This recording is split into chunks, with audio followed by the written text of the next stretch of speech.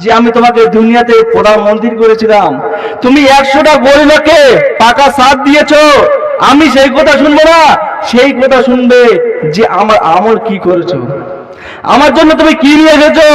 আমি তোমাকে দুনিয়ার বুকে পাঠিয়েছিলাম শুধু একমাত্র আমারই ইবাদত করার জন্য। আমি সেই দিনের কথা শুনবো না যে তুমি গরিব লোককে সাহায্য করেছো। সর্বপ্রথম শোনাবে নামাজের কথা, তুমি নামাজ পড়েছিলে কিনা, এই কথা বলা হবে সেদিনে। আমরা কি বলবো? সে জোবার মধ্যে মোহর লাগা থাকবে, শব্দ করতে পারবে না। এই হাত দেখতে পাচ্ছ, এই হাতটি হলো দুনিয়ার বুকে আমার। যখন পরকালে চলে যাব, এই হাত তোমার থাকবে না, শত্রু হয়ে থাকবে। এই হাত বলবে আমি সুদে টাকা গুনেছিলাম। এই হাত বলবে আমি এতিমের গায়ে হাত তুলেছিলাম।